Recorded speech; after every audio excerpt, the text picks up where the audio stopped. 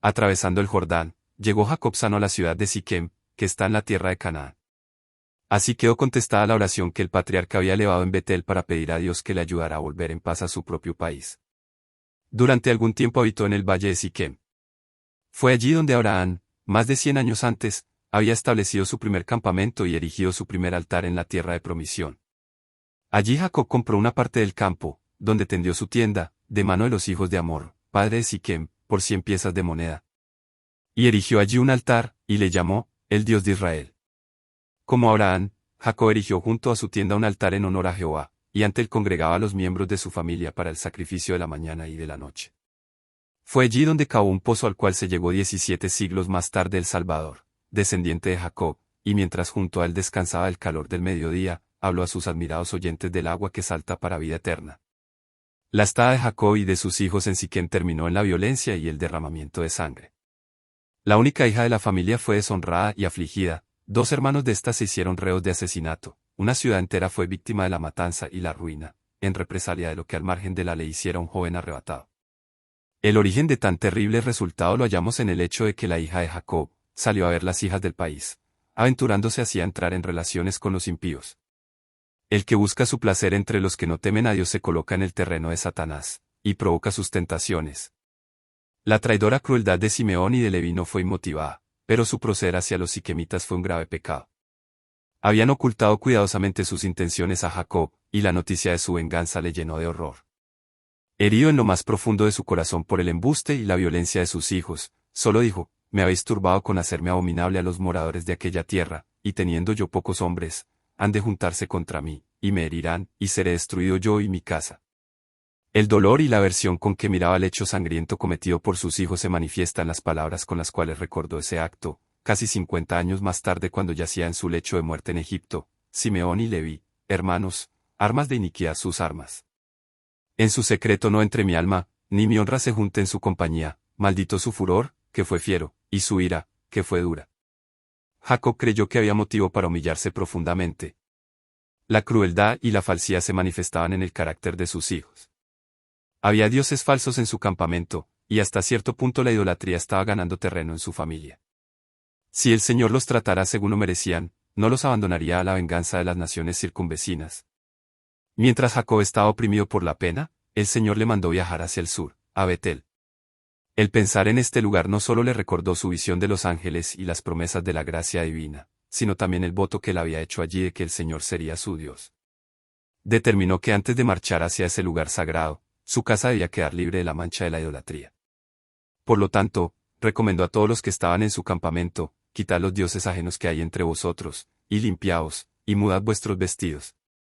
Y levantémonos, y subamos a Betel, y haré allí altar al Dios que me respondió en el día de mi angustia, y ha sido conmigo en el camino que he andado.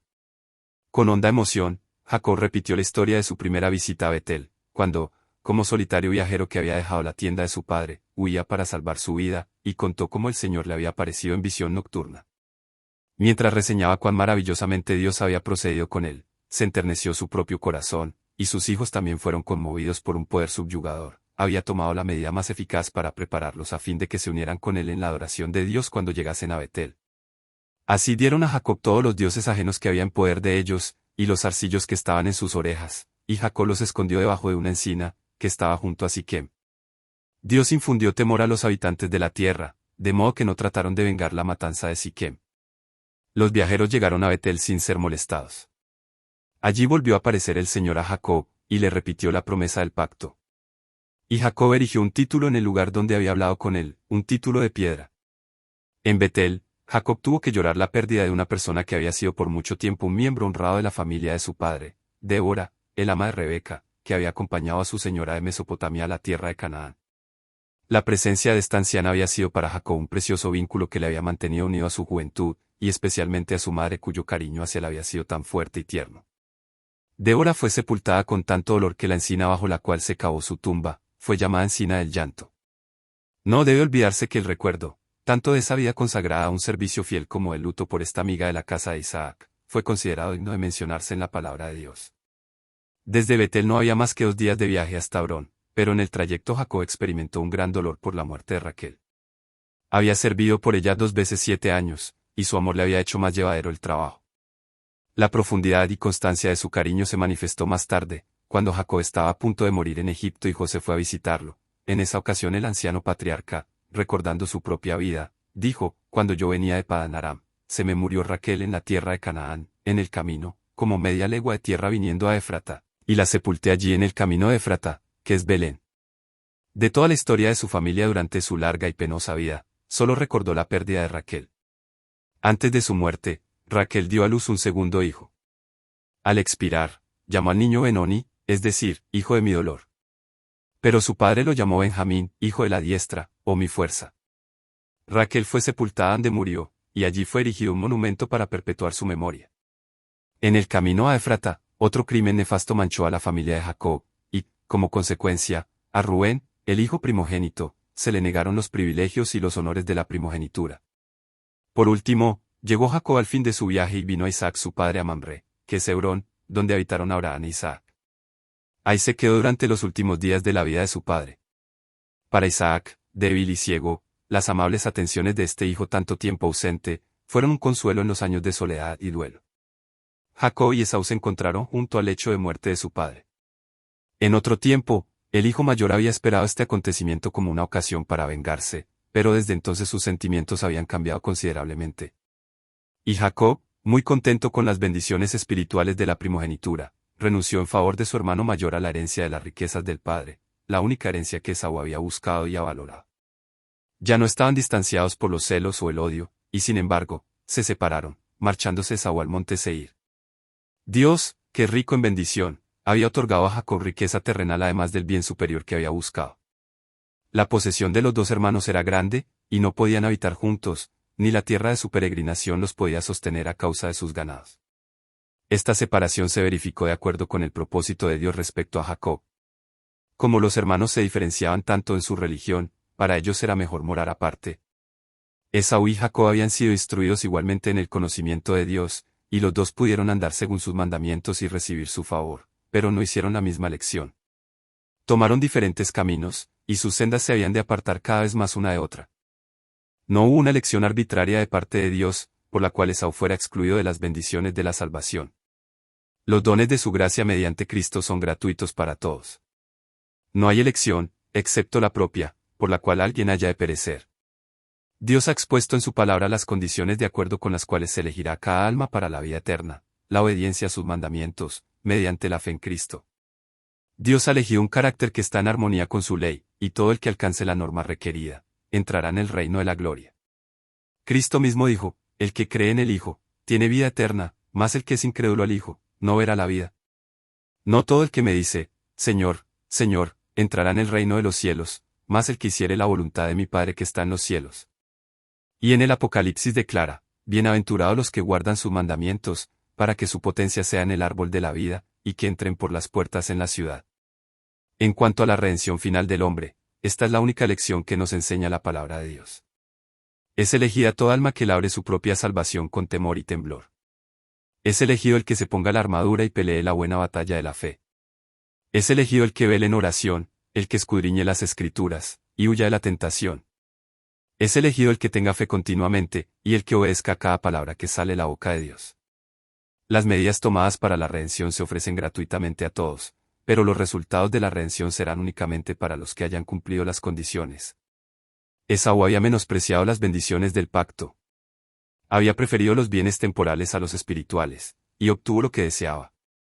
Se separó del pueblo de Dios por su propia elección. Jacob había escogido la herencia de la fe.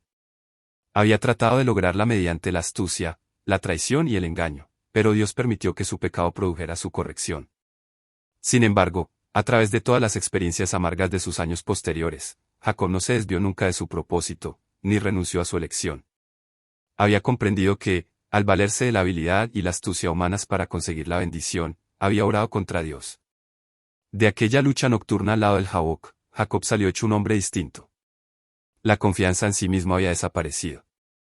Desde entonces en adelante ya no manifestó su astucia anterior. En vez del disimulo y el engaño, los principios de su vida fueron la sencillez y la veracidad. Había aprendido a confiar con sencillez en el brazo omnipotente, y en la prueba y la aflicción se sometió humildemente a la voluntad de Dios. Los elementos más bajos de su carácter habían sido consumidos en la hornaza, y el oro verdadero se purificó, hasta que la fe de Abraham e Isaac apareció en Jacob con toda nitidez. El pecado de Jacob y la serie de sucesos que había acarreado no dejaron de ejercer su influencia para el mal, y ella produjo amargo fruto en el carácter y la vida de sus hijos. Cuando estos hijos llegaron a la virilidad, cometieron graves faltas.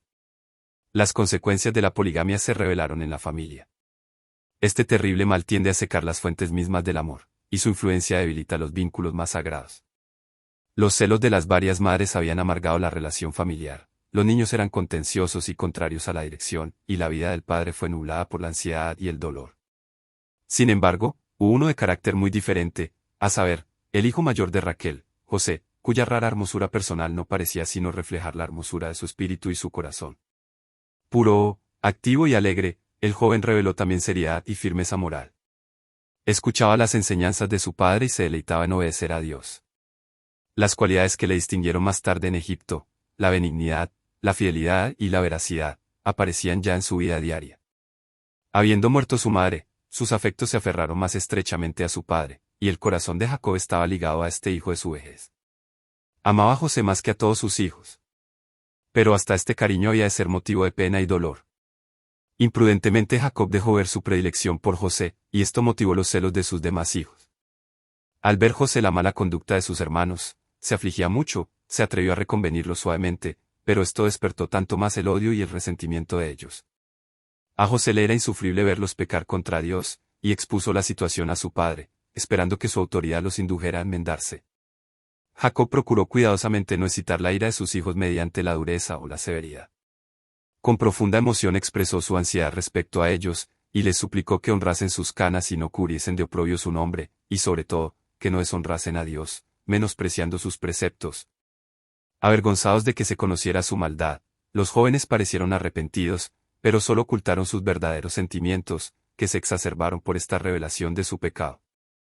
El imprudente regalo que Jacob hizo a José de una costosa túnica como la que usaban las personas de distinción, les pareció otra prueba de parcialidad, y suscitó la sospecha de que pensaba preterir a los mayores para dar la primogenitura al hijo de Raquel. Su malicia aumentó aún más cuando el joven les contó un día un sueño que había tenido. He aquí que atábamos manojos en medio del campo, dijo, y aquí mi manojo se levantaba, y estaba derecho, y que vuestros manojos estaban alrededor, y se inclinaban al mío. ¿Has de reinar tú sobre nosotros, o te has de enseñorear sobre nosotros?, exclamaron sus hermanos llenos de envidiosa ira. Poco después, tuvo otro sueño de semejante significado, que les contó también, he aquí que soñaba otro sueño, y aquí que el sol y la luna y 11 estrellas se inclinaban a mí. Este sueño se interpretó tan pronto como el primero. El padre que estaba presente, le reprendió, diciendo, ¿qué sueño es este que soñaste? ¿Hemos de venir yo y tu madre, y tus hermanos, a inclinarnos a ti a tierra? No obstante la aparente severidad de estas palabras, Jacob creyó que el Señor estaba revelando el porvenir a José. En aquel momento en que el joven estaba delante de ellos, iluminado su hermoso semblante por el espíritu de la inspiración, sus hermanos no pudieron reprimir su admiración, pero no quisieron dejar sus malos caminos, y sintieron odio hacia la pureza que reprendía sus pecados. El mismo espíritu que animara a Caín, se encendió en sus corazones. Los hermanos estaban obligados a mudarse de un lugar a otro, a fin de procurar pastos para sus ganados, y a veces quedaban ausentes de casa durante meses. Después de los acontecimientos que se acaban de narrar, se fueron al sitio que su padre había comprado en Siquem. Pasó algún tiempo, sin noticia de ellos, y el padre empezó a temer por su seguridad, a causa de la crueldad cometida antes con los siquemitas. Mandó pues a José a buscarlos y a traerle noticias respecto a su bienestar. Si Jacob hubiese conocido los verdaderos sentimientos de sus hijos respecto a José, no le habría dejado solo con ellos, pero esto los habían ocultado cuidadosamente. Con corazón regocijado José se despidió de su padre, y ni el anciano ni el joven soñaron lo que habría de suceder antes de que se volviesen a ver. Cuando José, después de su largo y solitario viaje, llegó a Siquem, sus hermanos y sus ganados no se encontraban allí. Al preguntar por ellos, le dijeron que los buscase en Dotán. Ya había viajado más de 50 millas, y todavía le quedaban 15 más, pero se apresuró, olvidando su cansancio, con el fin de mitigar la ansiedad de su padre y encontrar a sus hermanos, a quienes amaba, a pesar de que eran duros de corazón con él. Sus hermanos le vieron acercarse, pero ni el pensar en el largo viaje que había hecho para visitarlos, ni el cansancio y el hambre que traía, ni el derecho que tenía a la hospitalidad y a su amor fraternal, aplacó la amargura de su odio. El ver su vestido, señal del cariño de su padre, los puso frenéticos. He aquí viene el soñador, exclamaron, burlándose de él. En ese momento fueron dominados por la envidia y la venganza que habían fomentado secretamente durante tanto tiempo.